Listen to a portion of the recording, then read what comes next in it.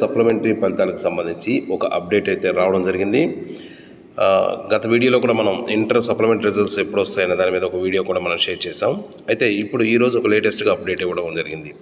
Inter రిజల్ట్స్ని వారం రోజుల్లో విడుదలయ్యే అవకాశాలు ఉన్నట్లు తెలుస్తోందని చెప్తున్నారు.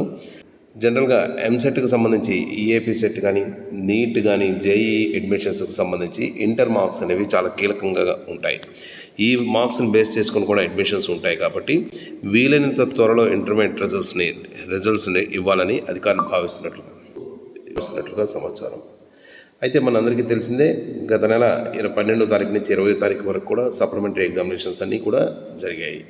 సో ఈ ప్రకటన బేస్ చేసుకుని రిజల్ట్స్ ఎప్పుడు వస్తాయని మనం ఒకసారి చూసినట్టయితే ఇంటర్ రిజల్ట్స్ అనేవి జూన్ 10th లోపు రిజల్ట్స్ వచ్చే అవకాశాలు ఎక్కువగా కనిపిస్తున్నాయి. ఈఏపీ సెట్, నీట్, యూజీ ఫలితాల కోసం కూడా స్టూడెంట్స్ ఎదురు చూస్తున్నారు. ఇది ఈ వీడియోకి సంబంధించిన లేటెస్ట్ అప్డేట్. దీనికి సంబంధించి ఇంకా ఏమైనా మీకు డౌట్స్ ఉన్నట్టయితే కామెంట్ బాక్స్లో షేర్ చేయండి. తప్పకుండా నాకు తెలిసిన ఇన్ఫర్మేషన్ అయితే మీకు ఇవ్వడం జరుగుతుంది.